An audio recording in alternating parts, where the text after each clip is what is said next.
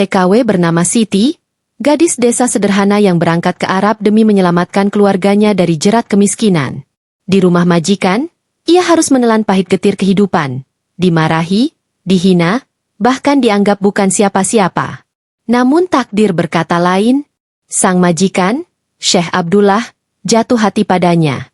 Hingga akhirnya, ia dihadapkan pada pilihan paling pahit, bertahan dalam cinta penuh luka atau pulang demi keluarga yang menantinya. Sebelum lanjut ke videonya, jangan lupa like, komen dan subscribe channel ini. Tonton sampai selesai karena ada kejutan tiap bab yang tidak terduga. Salam sehat untuk kita semua. Semoga penonton diberi kesehatan, rezeki yang lancar, berkah barokah. Amin di kolom komentar. Malam itu sunyi. Angin gurun bertiup pelan, membawa aroma pasir yang terasa asing bagi Siti, seorang gadis desa sederhana dari Jawa Tengah. Matanya berkaca-kaca, menatap keluar jendela kamar kecil tempat ia menumpang tidur di rumah majikan barunya di Arab Saudi.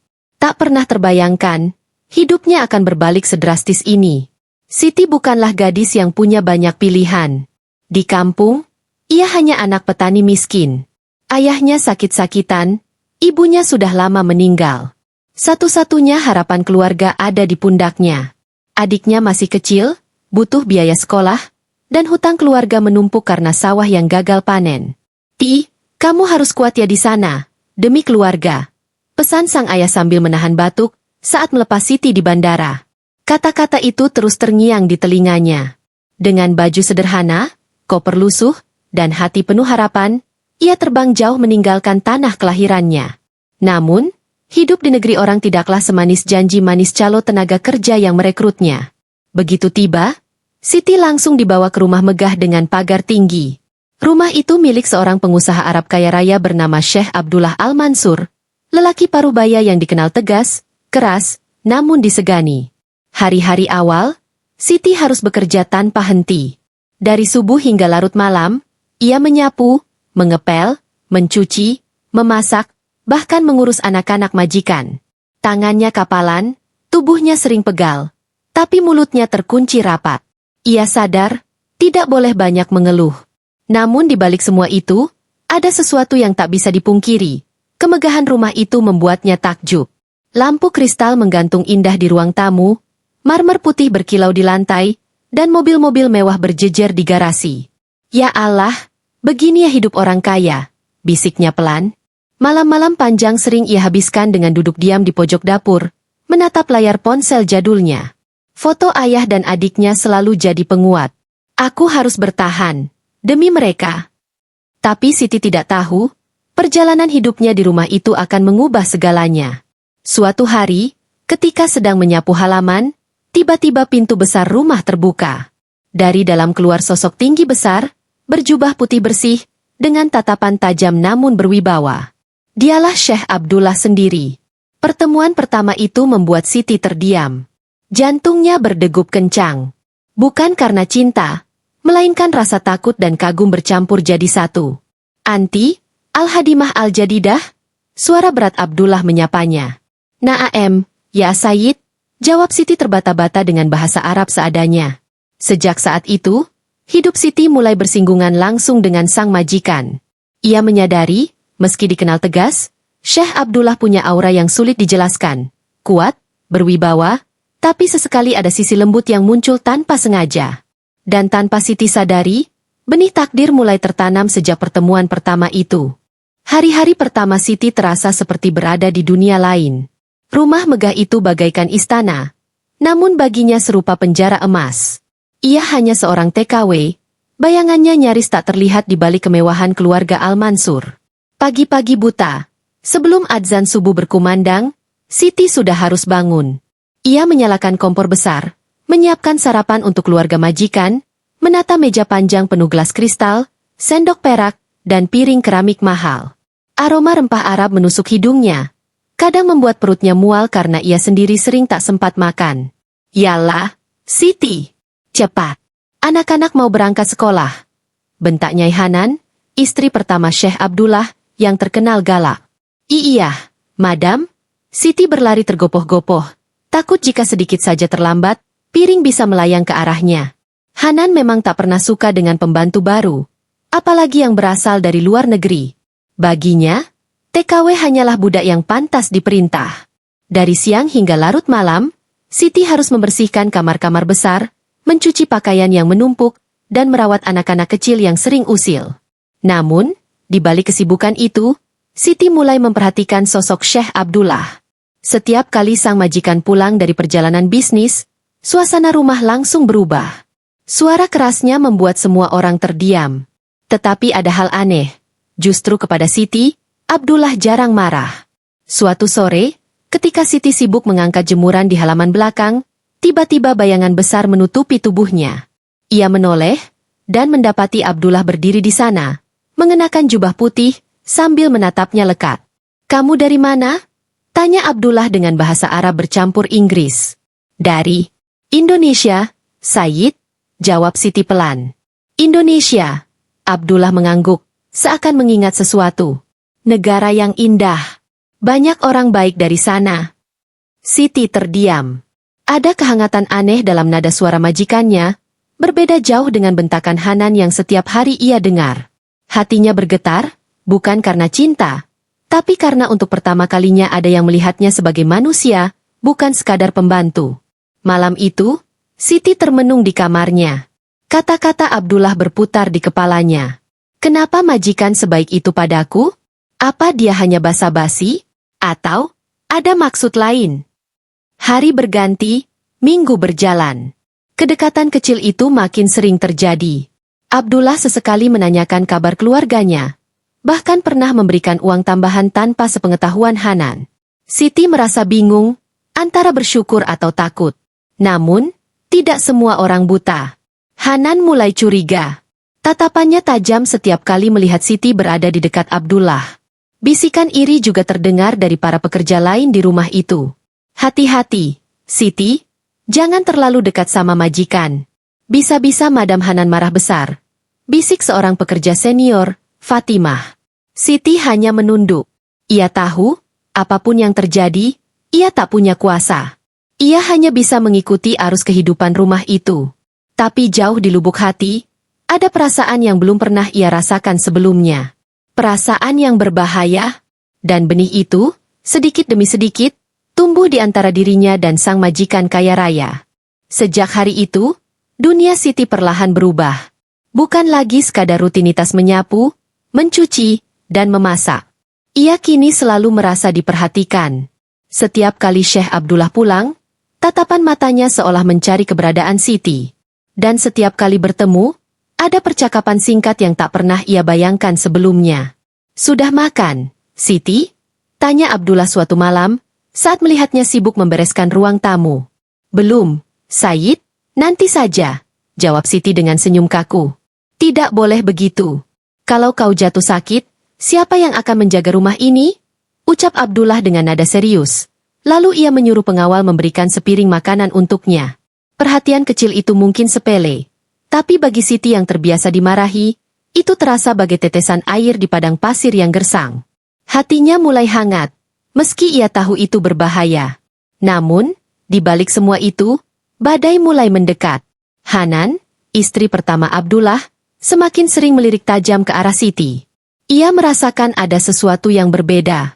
Abdullah, yang biasanya cuek pada para pekerja, kini sering menyebut nama Siti.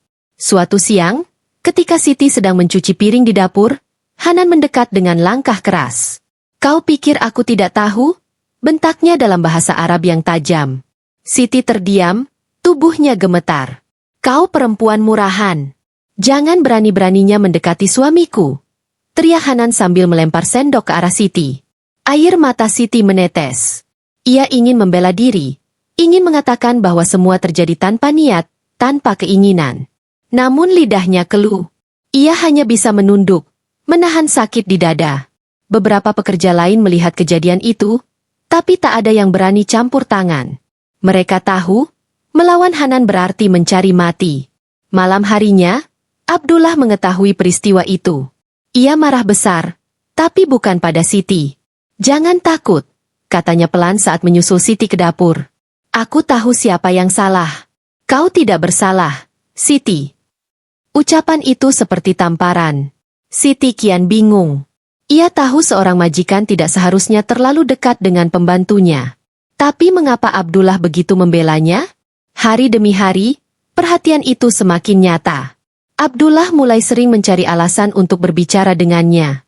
Kadang soal makanan, kadang soal Indonesia, bahkan pernah ia meminta Siti mengajari beberapa kata bahasa Jawa. Tawa keduanya kadang terdengar samar di koridor rumah, membuat pelayan lain semakin resah. Hingga suatu malam, saat seluruh rumah sudah sepi, Abdullah memanggil Siti ke ruang kerjanya. Lampu temaram menyinari meja kayu besar, penuh dengan dokumen dan buku tebal. Siti, suara Abdullah berat namun lembut. Aku tahu ini salah. Tapi aku tidak bisa membohongi diriku. Ada sesuatu padamu yang membuatku berbeda. Jantung Siti berdegup kencang. Tangannya gemetar, keringat dingin membasahi pelipisnya. Said, saya hanya pembantu. Tidak pantas, bisiknya lirih. Tapi hatiku memilihmu, jawab Abdullah dengan mata yang tak berpaling. Hening. Ruangan itu seolah membeku. Siti menunduk, air matanya jatuh, campuran antara bahagia, takut, dan dosa. Ia tahu, malam itu menjadi awal dari cinta terlarang yang kelak mengguncang seluruh rumah itu. Hubungan diam-diam itu tak bisa selamanya tersembunyi. Setiap tatapan, setiap percakapan singkat, setiap senyum yang tercuri, semuanya meninggalkan jejak. Dan jejak itu akhirnya tercium oleh orang yang paling berkuasa di rumah itu. Hanan, istri pertama Abdullah. Hari itu, matahari gurun terasa lebih terik dari biasanya. Siti sedang membersihkan ruang tamu, ketika Hanan masuk dengan langkah cepat. Wajahnya merah padam, napasnya tersengal. Di tangannya, ia menggenggam sebuah ponsel. Perempuan jalang, teriaknya tiba-tiba. Siti terlonjak kaget. Ada apa, madam? Hanan melemparkan ponsel itu ke arah Siti. Layar masih menyala, menampilkan pesan singkat dari Abdullah. Jaga kesehatanmu, Siti. Aku akan pulang malam ini. Waktu seakan berhenti. Siti pucat pasi, tangannya gemetar memegang ponsel yang bukan miliknya itu. Ia tahu, rahasia mereka terbongkar. Tanpa pikir panjang, Hanan menampar pipi Siti keras-keras. Kau berani merebut suamiku? Di rumahku sendiri? Bentaknya, suaranya menggema ke seluruh ruangan. Tidak, madam, saya tidak pernah berniat, saya hanya... Diam! Hanan mendorong Siti hingga terjatuh ke lantai marmer yang dingin. Teriakan itu membuat seluruh pelayan berlari ke ruang tamu. Mereka hanya berdiri di ambang pintu, tak berani mendekat. Mereka tahu, badai besar sedang mengamuk. Tak lama kemudian, Abdullah datang. Ia kaget melihat Siti terjatuh, dengan pipi memerah bekas tamparan. Hanan, apa yang kau lakukan? Suara Abdullah bergemuruh. Hanan menoleh dengan mata berapi. Aku yang salah. Perempuan kampungan ini sudah merebut hatimu, Abdullah. Suasana semakin panas. Abdullah mencoba menenangkan, tapi Hanan tidak bisa diredam. Ia berteriak, menangis, bahkan melempar vas bunga hingga pecah berantakan. Pilih, Abdullah. Aku atau dia. Kalau kau tetap bela dia, aku akan tinggalkan rumah ini dan bawa anak-anak. Ruangan mendadak hening. Semua mata tertuju pada Abdullah. Dan disitulah sebuah keputusan besar diambil. Abdullah maju, berdiri tegak, menatap istrinya. Hanan, kau istriku, aku menghormatimu. Tapi aku tidak bisa mengingkari apa yang kurasakan. Siti berbeda. Dia tulus. Dia membuatku hidup kembali. Kata-kata itu menghantam Hanan bagaikan pedang. Wajahnya berubah pucat, tubuhnya bergetar. Ia tak percaya suaminya, lelaki yang selama ini ia banggakan, terang-terangan membela seorang pembantu di hadapan banyak orang. Siti menangis, berlutut di lantai. Said, jangan korbankan keluarga demi saya. Tapi Abdullah mengangkat tangannya, memberi isyarat agar Siti diam. Ini takdir, Siti. Dan aku siap menanggung akibatnya. Hari itu menjadi titik balik. Rumah megah Al-Mansur berubah menjadi arena peperangan batin. Hanan merasa dikhianati, sementara Abdullah semakin mantap dengan keputusannya. Para pelayan berbisik-bisik, gosip mulai menyebar, dan nama Siti menjadi buah bibir. Malam itu, untuk pertama kalinya, Abdullah berkata dengan lantang di hadapan semua orang. Kalau perlu, aku akan menikahinya. Siti akan jadi istriku, meski hanya istri kedua. Dan ucapan itu, seperti api yang membakar seluruh kehidupan mereka. Hari itu datang lebih cepat dari yang Siti bayangkan. Setelah pertengkaran hebat dengan Hanan, Syekh Abdullah benar-benar menepati ucapannya. Ia mendatangi Siti di dapur, menatapnya dengan penuh keyakinan. Siti, aku ingin menikahimu. Aku tahu ini sulit. Aku tahu dunia akan menentang. Tapi aku tidak peduli. Air mata Siti jatuh deras. Ia bingung, antara bahagia atau takut. Said, saya hanya orang kampung. Saya pembantu di rumah ini. Apa pantas saya jadi istri Anda? Bukan soal pantas atau tidak. Ini soal hati. Hatiku memilihmu, jawab Abdullah tegas. Tak lama kemudian, prosesi pernikahan sederhana digelar secara diam-diam. Hanya segelintir orang dekat yang hadir. Tidak ada pesta mewah, tidak ada sorak-sorai. Hanya doa lirih dan ijab kabul yang terucap mantap. Sejak saat itu, Siti resmi menjadi istri kedua Syekh Abdullah. Awalnya, semua tampak seperti mimpi. Siti kini bukan lagi seorang pembantu. Ia tinggal di kamar mewah berlapis karpet tebal, mengenakan gaun mahal, dan mendapat perlakuan istimewa. Mobil mewah siap mengantarnya kemanapun. Hidangan lezat selalu tersedia di mejanya. Namun, di balik kemewahan itu, ada luka yang tak pernah bisa benar-benar sembuh. Hanan semakin membenci keberadaannya. Tiap kali mereka berpapasan di lorong rumah, tatapan tajam Hanan menusuk seperti belati. Bisikan sinis para pelayan makin sering terdengar. Itu si pembantu yang jadi nyonya baru. Lihatlah, dari cuci piring sekarang pakai emas. Siti mencoba bertahan. Tapi di setiap malam, ketika duduk sendiri di balkon, ia sering menangis. Ya Allah, apakah ini jalan yang benar? Aku memang istri sah, tapi juga perusak rumah tangga. Hubungannya dengan keluarga di kampung pun tak mudah. Saat mengirim uang ke ayah dan adiknya, ia tak berani jujur soal statusnya. Kerja yang baik ya. Jangan bikin malu.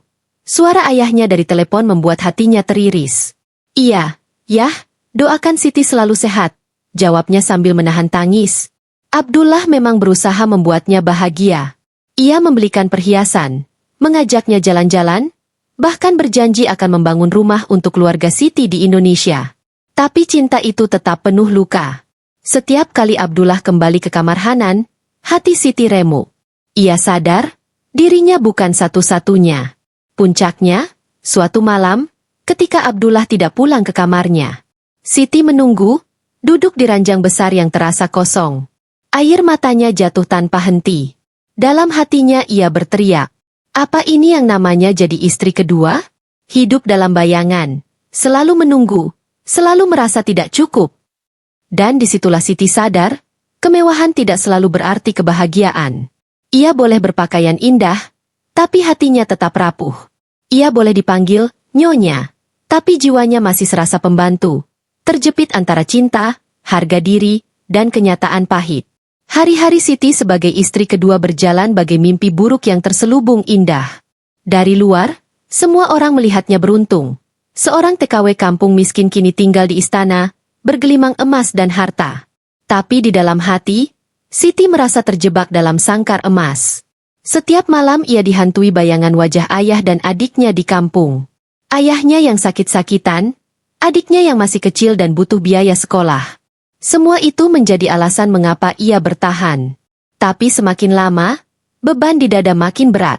Suatu hari, telepon dari kampung mengguncang dunianya. Ayah sakit keras. Kalau bisa pulanglah, ayah ingin lihatmu sebelum terlambat. Suara adiknya terisak di ujung telepon. Siti menangis histeris. Ia segera menemui Abdullah. Said, izinkan saya pulang sebentar. Ayah saya sakit parah. Saya takut tak sempat bertemu lagi. Abdullah terdiam lama. Ia menghela napas berat. Siti, aku tidak bisa melepasmu sekarang. Banyak orang mengawasi. Kalau kau pulang, gosip akan makin besar. Aku mohon, bersabarlah. Kata-kata itu menusuk hati Siti. Bagaimana mungkin ia diminta memilih antara cinta dan keluarganya sendiri? Malam itu ia menangis sejadi-jadinya di sajadah. Ya Allah, beri aku jalan. Aku tak ingin jadi anak durhaka, tapi aku juga tak sanggup melawan takdir ini. Sementara itu, di rumah besar itu, Hanan semakin mempermainkan perasaan Siti. Ia sengaja menampakkan kemesraannya dengan Abdullah di depan mata Siti, hanya untuk menyakiti hatinya. Lihatlah, kau hanya mainan sementara. Kau pikir bisa menggantikan aku? Jangan mimpi, sindir Hanan dengan senyum licik. Siti semakin hancur. Ia mulai merasa bukan siapa-siapa, meski berstatus istri sah. Ia hanya yang kedua. Bayangan itu selalu menghantuinya. Suatu malam, Abdullah masuk ke kamarnya. Siti, aku tahu kau menderita. Tapi kumohon bertahanlah. Aku mencintaimu, sungguh. Siti menatapnya dengan mata penuh air. Said, cinta apa ini? Kalau membuatku jauh dari ayahku? Cinta apa ini? Kalau setiap hari aku merasa terhina? Apakah ini cinta? Atau hanya keegoisanmu? Abdullah terdiam, tidak mampu menjawab. Kata-kata Siti menusuk jantungnya. Hari-hari berikutnya, Siti makin gelisah. Ia merasa waktunya bersama ayah di kampung semakin menipis. Ia juga sadar, semakin lama tinggal, semakin dalam luka yang ia rasakan. Hingga akhirnya, sebuah keputusan pahit muncul di hatinya. Ia harus memilih antara bertahan di istana megah dengan cinta penuh luka, atau pulang ke tanah kelahirannya, menebus bakti terakhir untuk ayahnya meski harus meninggalkan segalanya. Dan malam itu, sambil menatap bintang-bintang gurun yang berkilau, Siti berbisik pada dirinya sendiri. Lebih baik miskin tapi merdeka, daripada kaya tapi terpenjara. Malam itu, rumah besar keluarga Al-Mansur terasa mencekam. Hanan masih murka, Abdullah gelisah, dan Siti semakin terpuruk. Di kamarnya, Siti berkemas diam-diam. Ia memegang koper kecil yang dulu ia bawa dari kampung. Lusuh, penuh goresan, tapi menyimpan semua kenangan perjuangan. Air matanya menetes saat ia memasukkan pakaian sederhana ke dalam koper. Maafkan Siti, Said, aku harus memilih jalan ini, bisiknya lirih. Tiba-tiba pintu terbuka. Abdullah berdiri di ambang, wajahnya tegang. Kau mau kemana, Siti? Suaranya bergetar. Siti menunduk, tak berani menatap. Aku harus pulang. Ayahku sakit keras. Aku tak bisa terus di sini, Said. Aku anaknya, aku harus ada di sisinya sebelum terlambat. Abdullah melangkah mendekat, lalu meraih tangannya. Kalau kau pergi, aku kehilanganmu. Aku tak bisa hidup tanpamu, Siti. Tangis Siti pecah. Said, kau punya istri, kau punya anak. Kau tidak akan benar-benar kehilangan. Tapi aku hanya punya satu ayah, dan aku tidak ingin kehilangan dia tanpa bisa berpamitan. Abdullah terdiam. Untuk pertama kalinya, lelaki yang selalu tampak kuat itu terlihat rapuh. Matanya berkaca-kaca. Tapi akhirnya ia mengangguk, meski berat. Pergilah, Siti. Pulanglah, temui keluargamu. Kalau Allah mengizinkan, kita akan bertemu lagi.